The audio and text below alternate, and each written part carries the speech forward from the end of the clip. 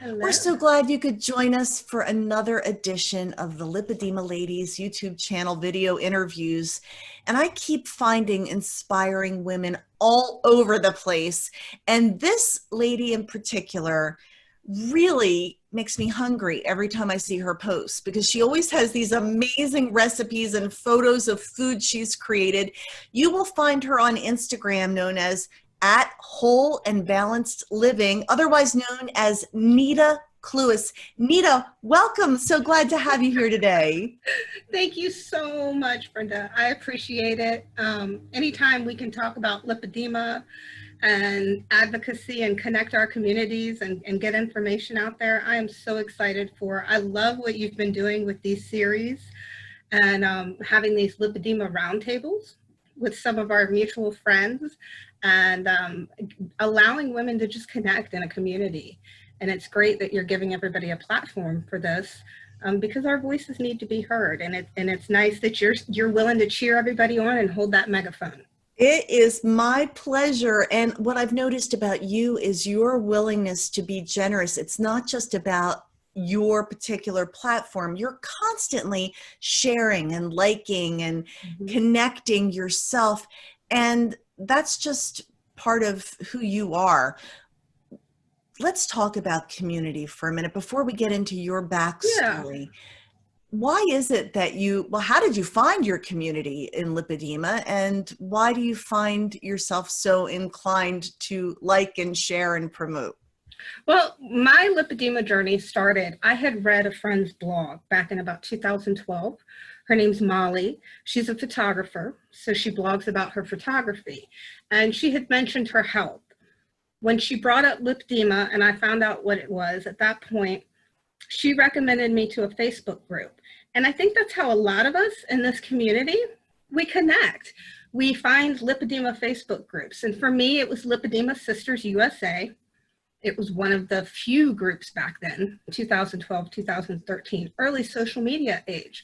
And you have to understand, at that point in the game, any of us who've known this a long time, when you Googled the word, literally the NIH website sent you overseas to the UK.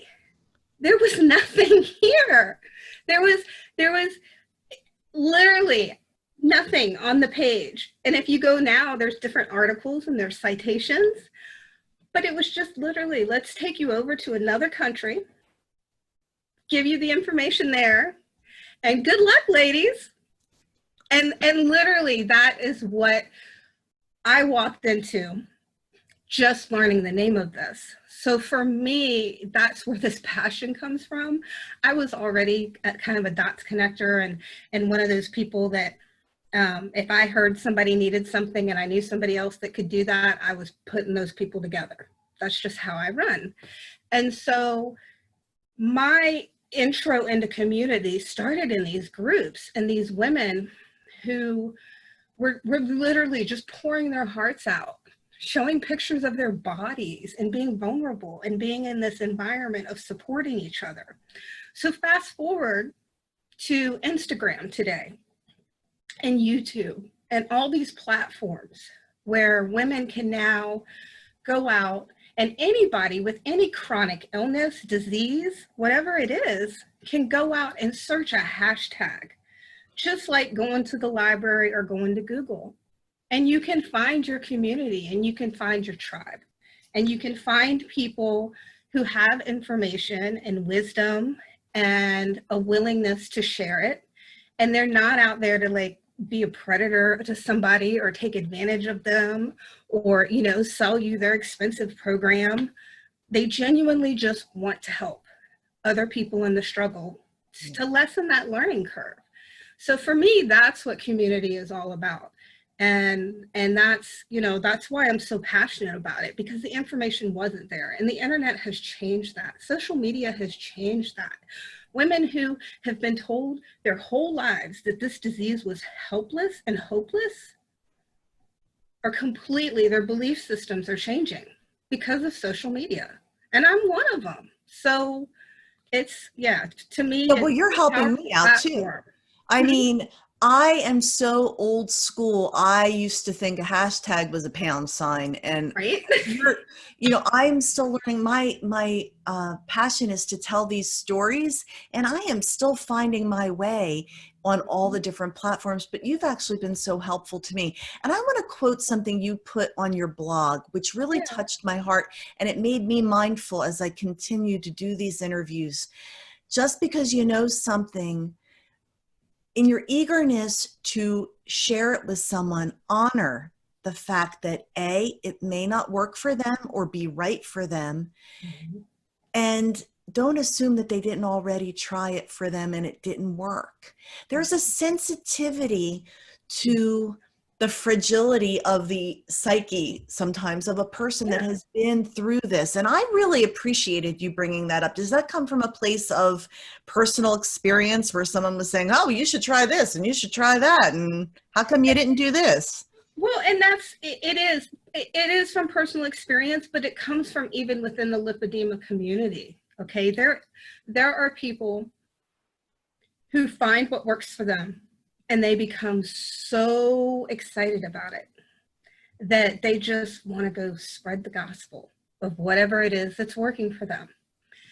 And even within our own community, we have women who will second guess other women. We're going to get a cat photo bombing. We have Oh, we other were, women. We're going to say and hi. for Hi, our Bunny. viewers, we have a cat sighting. Now, who has joined us for the This interview? is Bunny. Bunny. She's a rescue feral. I did a lot of TNR work. So this whole given thing, it goes around. But no, the way the community is, sometimes within these groups, these women are looking for answers. And we get so excited about what we're doing and what's working for us that we can assume, and I'm a very much a four agreements kind of person. It's a book. You can go It's Google just it, going to look it tell up. you that it sounds like the four agreements in And action. one of the things is don't assume. Don't And assume. it's even for me trying to do my best is to ask questions and gather information about where somebody's coming from. But even when people post and they want help in our groups, I always try to drill down a little bit more and ask a few questions because I don't want to assume where they're coming from. And I just think that as a whole, we forget that in our community. And I've had people come at me about, why do you eat meat? I've had people come at me about, why don't you just exercise harder? And that's something we've heard from our families. We've heard it from, I mean, it's to be really personal and blunt. My whole life, my dad just wanted me to be healthy. And he would never say anything derogatory and never say anything like hurtful. But he just wanted me to be healthy. And when he started seeing, and he knew something was wrong with my legs. He knew, but he didn't have a name for it, couldn't figure it out either. Neither did I for a long time. So when I actually started figuring out things for me that took off the non-lipedema weight, or that changed the tissue makeup of the lipedema weight and conservative treatments, to hear somebody like him give you a compliment or to take notice, it opened up that whole vulnerable, more of that four agreement side of you need to meet people where they are in this journey. And a lot of us have been through hell. So many of these women have been through hell because of this condition. And whether it's messed with them mentally or physically or a combination of the two, I think it's just where you are in the journey. And when you're in a place of understanding that this is different for everybody, it's not one size fits all. Daniel said something about that. There's a guy on Instagram, Daniel, down in Chile, and he mentioned in a recent made some memes, infographics, that this is just not a one size fits all thing. So I think being able to honor that and recognize that, it's easier to get your message across than just trying to say, hey, do it this way, the hell with you, you don't know what you're talking about.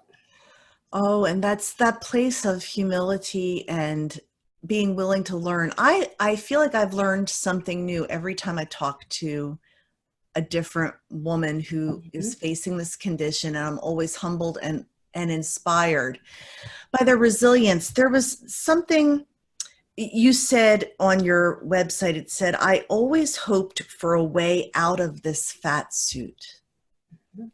Can you speak to that for a little bit? I think that a lot of people can relate to that statement. I think the worst thing when you're trying to transform yourself mentally or physically is being told you cannot do something. So many of us grow up and we have a set baseline of what I call a foundation of belief systems. And when you are given a diagnosis of anything, you get to choose, will that diagnosis define you or will you define it?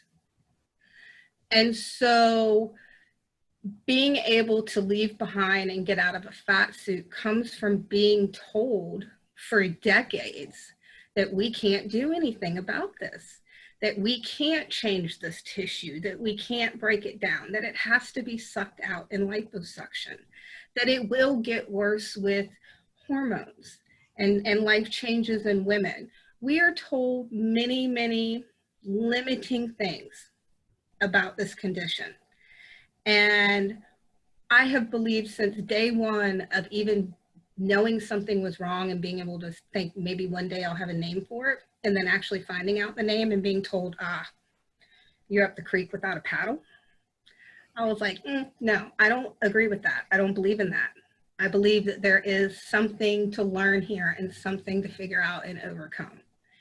So that's where that comes from. It comes from that part of it's being honorary and just, blaze a trail. And part of it is just genuinely because nobody who is facing obesity or health problems wants to be told that there's no hope. I mean, I think that's why a lot of us who go from stage 1 to stage 2 to stage 3 and have secondary obesity problems, and it feeds this cycle, is because we give up and we just don't feel like we have that solution.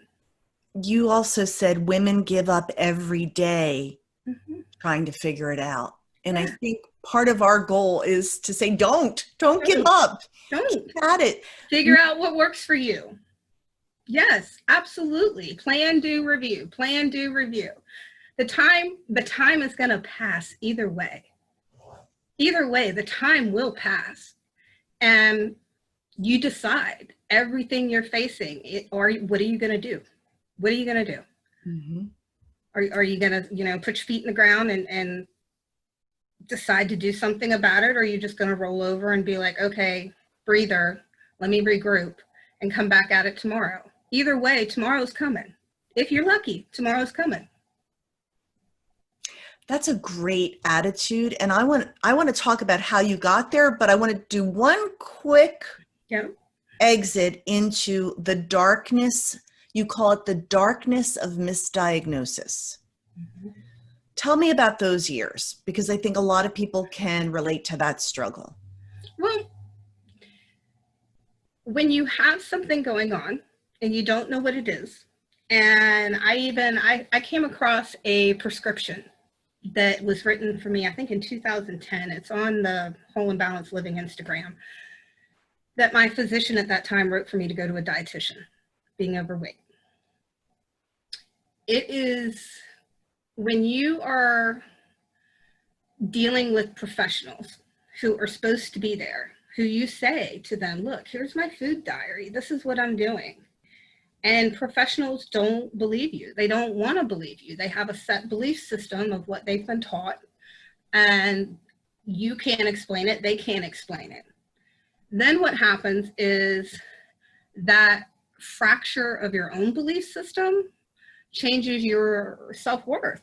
And a lot of us, myself included, end up in bad relationships, bad friendships, bad jobs, just bad decision making, because you're in this dark place of not understanding your worth and your value and your belief systems that, yes, this is a medical condition.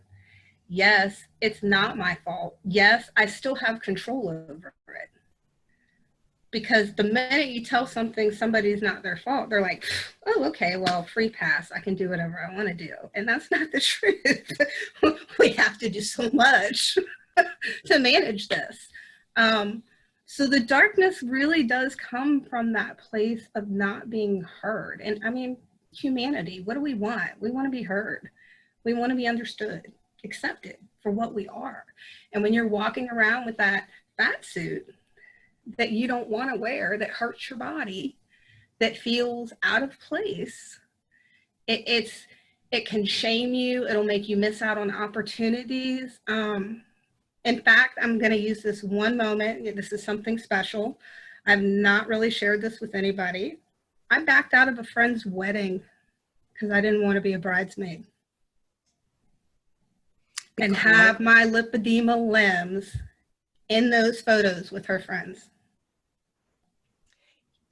And I've lost touch with that girl. I have no way to find her, okay? But it's one of those things that haunts you in that dark place when you don't think you're worthy and you don't think you're enough. Like I said, you'll stay in bad relationships. You'll put up with men, you know, that don't want to take you around their family or friends. There's all kinds of things you'll do that are just not healthy. When you're in that dark place of either not having a diagnosis or not loving yourself despite your diagnosis. Boy, that is so powerful. And I'm nodding my head. Do you know, Nita, I don't think I've ever told anybody this publicly. Back in the 90s, I was asked to be in a wedding, but told it was conditional. I needed to lose 30 pounds before they would let me be in the wedding. And I remember that feeling of rejection, that do you not love me as is? And I literally starved myself to lose the 30 pounds. And also, caveat, as soon as the wedding was over, I shoved everything down my throat, like immediately. It was like, I need food. I need food. Yeah.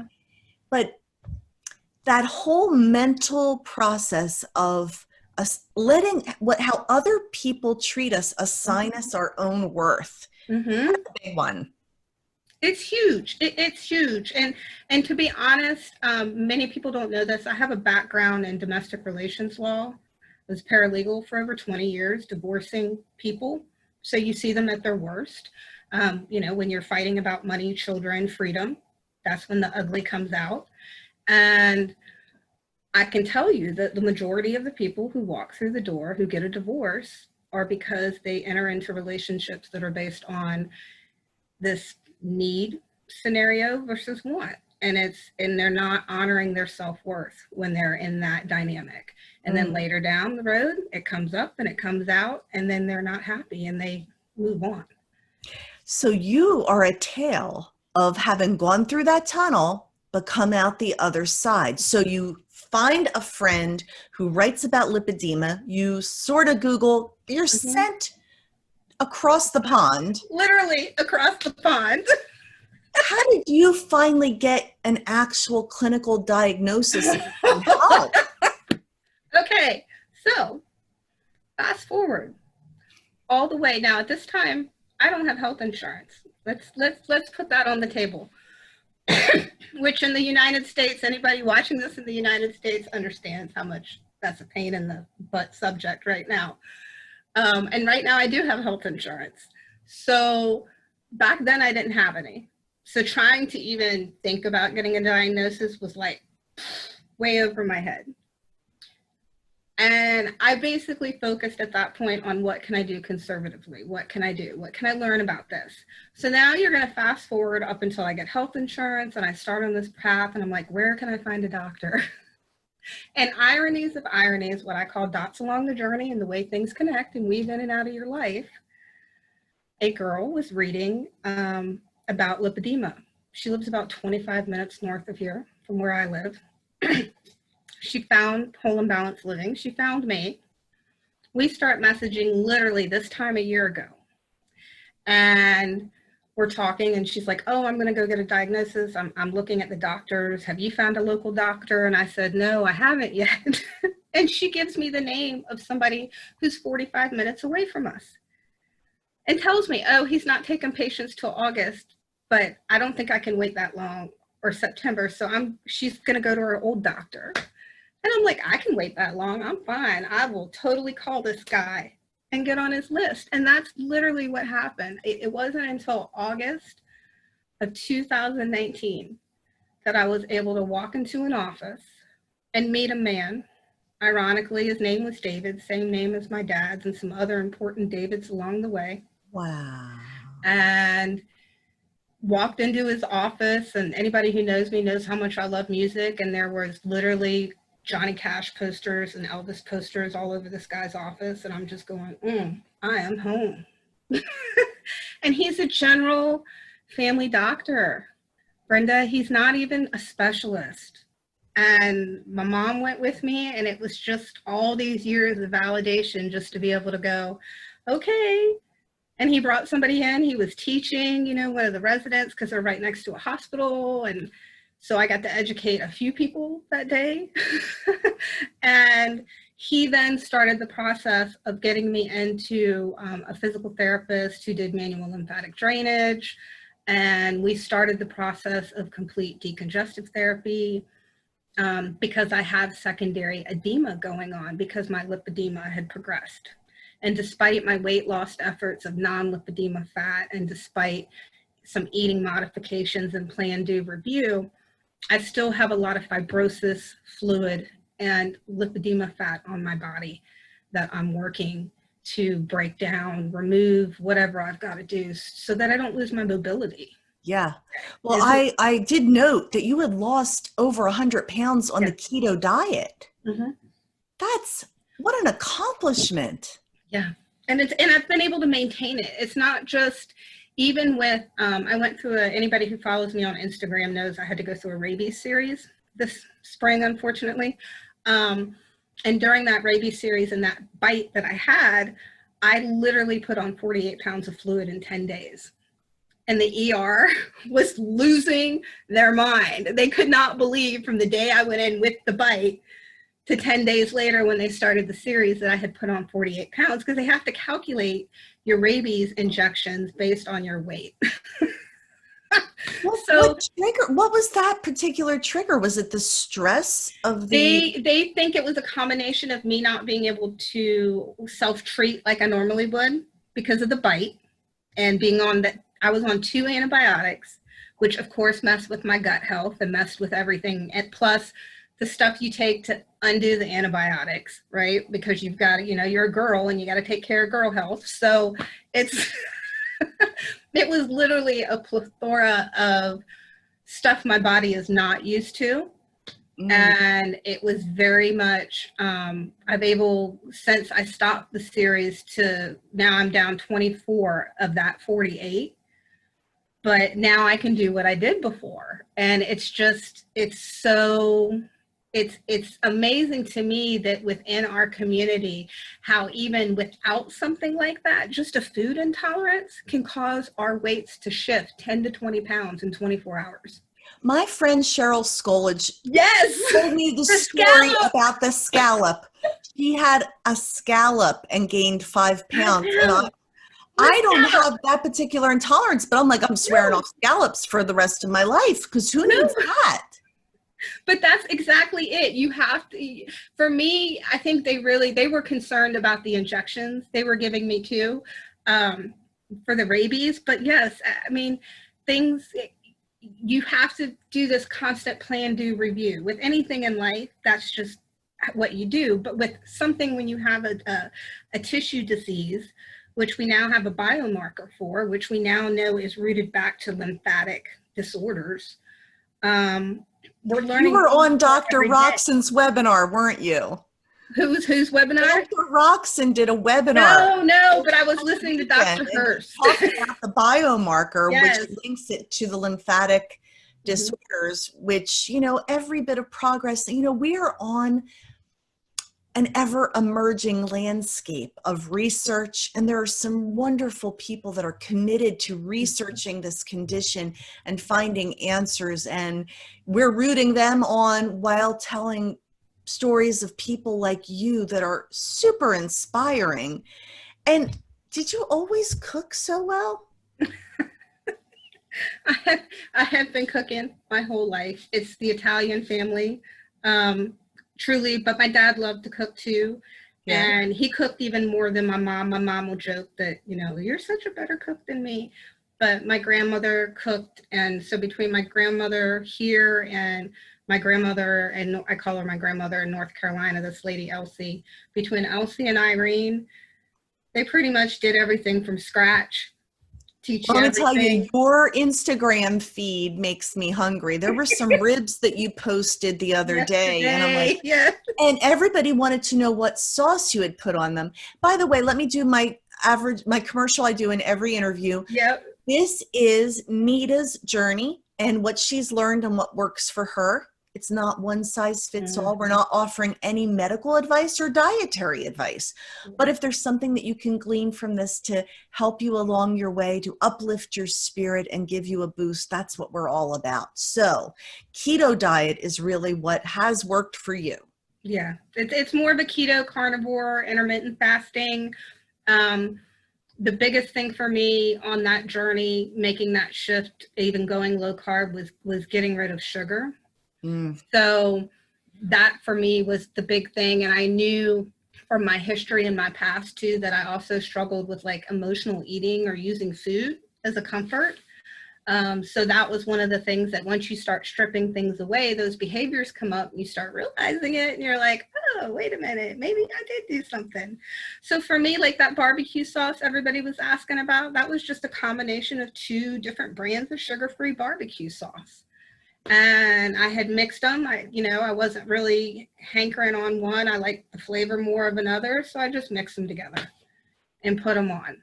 And that's, that there's things you find out there that will work and that will work for you. And then there's things that won't. And even with people who choose to go low carb, I tell everybody, make sure you test your ketones, test your blood, test your body, figure out what works for you, because some people can eat certain types of vegetables and other people can't. It's all about those intolerances and what doesn't sit well with their body. And then as I was scrolling through your feed, I saw kimchi, Oh my gosh. which I don't think I've ever had in my life. It's usually in the refrigerator case where the fruits and vegetables are at your grocery store or the deli counter. And it's usually on a top shelf, just so you know. That tends to be where they put it. If you go in Target and it has a grocery section, it's going to be on the top shelf where the salads are. Okay, so I'm going to look for it, but what's so good about it? It's fermented, hot, spicy cabbage. They take a Napa cabbage, they put it with some spices, it gets, vinegar, they ferment it. It's a Korean dish. My first babysitter was Korean, so I have a hankering for Korean food. And for gut health, it's great. Some people can eat fermented food. They do that for gut health. I can eat it with everything. I love it. So it's just kimchi. These are great recommendations. So people can follow you at Whole and Balanced Living on Instagram. You also have a Facebook page. I do. I have a Facebook page. I don't push all the content through to it. It's just out there. That way, when something important comes along, like when Dr. Hurst did that interview or when we have the roundtables and the links go up, I have a way to put information out there and then have it to where we can share it into all the Facebook groups. Because, for a long time, I was doing this just from my personal account. And honestly, if it wasn't for the other lipedema ladies that are out there, Keto Katrina, Cheryl, all these wonderful ladies, Kara, all these women out there, Jen, putting themselves, Beth. I mean, there's this great tribe of women that are on social media that are very outspoken. And because of all of them, I was able, actually 2 years ago, July, to kind of separate and start that separate Instagram and have that separate platform just for these things and only for these things. Because we need, every time I see a new account pop up on Instagram, even if it's overseas, I'm so excited with lipedema in the handle, because it's just another woman saying, I am 1 in 9 and I'm okay. And this is normal. And this isn't something to be ashamed of. And love yourself. Drop the mic right there, Nita. That was awesome. But I still want to talk to you more, because when you did keto, you lost weight. Did it affect the pain? Oh, big time. Big time. In fact, to this day, if I eat something that has a hidden sugar in it, the first thing that will happen is within hours, I will have pain in my hips, what we call the shelf. A lot of lipedema women have it. They have that shelf right at their hips where they have a little waist and they have a shelf for their derriere. I will get pain right in that area instantly, like within hours, if there is a hidden sugar in something. If I go too high in my carbohydrates or eat the wrong type of food that causes inflammation, I will have pain in the same area. And it can last a day or two. So for me, the heaviness and the achiness went away when I was really finally able to get rid of what I call the sugar devil. Because you can say you're low carb and you're keto, and you'll have swaps and you'll have things and you'll have keto treats and things with almond flour and imitation sweeteners, and all that stuff is great. Don't get me wrong, it's great, but it'll make you sometimes crave other stuff that's sugary. And then if you have that sugary thing, you're gonna hurt and you're gonna suffer. So for me, the pain and knowing the difference between being a carb eater and somebody who doesn't eat a lot of carbs, it's been like night and day, just for the heaviness and the pain. Just getting up in the morning was painful. Moving in the morning was painful before this way of life. And now it's much more manageable. And speaking of managing, that's a great segue, because you speak about the fact that there is a daily commitment to self-care that has been a key to your success. And that involves a whole bunch of different things in your toolbox, and you don't even need to name names or whatever, but this is not a magic pill and boom, you're going to get better. At least not in your case. And boy, if there's a magic pill that comes along, we will all be excited. We want it. We want it. Bring it on. We can figure out how to control this stuff. We absolutely want that. But no, it's a menagerie of things. If I do everything, okay, so pre-COVID, let's talk about when the gyms were open and the pools were open. Pre-COVID, my regimen every day was 8 to 9 hours. Not joking. What? Yeah. Wait a minute. How do you fit that in a regular life where people have to work? It becomes your whole life. I'm self-employed. Thank you, God. I'm self-employed, but it becomes your whole life. It literally, you're talking 15, 20 minutes to get to the pool, an hour in the pool, 20 minutes, after the pool coming home, yoga, 45 minutes or walking every day, 2 to 3 hours of pumping, because I have 4 limbs plus a torso that has to be pumped every day, at least 1 round. So just doing all that's about 3 hours. Now, Nita, I just have to add this caveat. There are pumps available that you don't have to do limbs individually. You can do your abdomen and your lower body. I always talk about the Optimal Plus. I feel like I need to mention that. So you Absolutely. That could cut some time off of your regimen. It's like a 45-hour regimen to do all that together. It's great. Part of the reason why it's indicated for lipedema is it's got to be easy to use, easy to get in, easy to clean. I get it. But this is not a commercial for the Optimal Plus, but if you want to know about it, let me know. So anyhow. Oh, well, no, I've been tagging you on some stuff because we're getting my aunt hooked up with her pump. So, but no, I mean, the pumping just to do, 2 legs and a torso is 45 minutes an hour, 45 minutes for, 1 arm, 45 minutes for another arm, dry brushing, right? Fascia work. Because a lot of us are needing fat pads over our knees and we're doing things. I do red light therapy. Wow. I mean, again, if you add it all up, plus wrapping and unwrapping, because I'm not at a place, when COVID hit, I was in the middle of complete decongestive therapy and in the middle of wrapping 1 limb at a time. I wasn't even the facility I was at. We couldn't wrap 2 limbs at the same time. So I would come home, order stuff for myself, wrap the other limb. And now we're getting that set up again because things are starting to opening back up here in the Commonwealth of Virginia. But again, all of that, just wrapping and unwrapping one limb every day is 20 minutes wrapping up, 20 minutes taken down. Because again, you can't have a limb wrapped when you're in pumping or when you're you can do it when you're exercising, but it's a constant, daily, deliberate intention of commitment. And is it perfect every day? No. But you literally have to time block. You literally do. You have to make appointments on your calendar that this is what time I'm doing this. This is what time I'm doing that. And when you do it, the result is that you feel good and you have your mobility and you're not in pain. That's the thing. It's also, I think a big part of it is feeling like you're in control of it, because the fact is none of us, another one's coming in. None of us asked for this. None of us said, hey, I want to run her down with lipedema or lymphedema. I mean, this wasn't something that we knowingly, right, voluntarily signed up for, unless you're into all the woo-woo. So beyond that, I will say that feeling like you have some sort of control in your day-to-day art of living, and that you can make choices that make you feel better. Because remember what I said, the time's going to pass either way.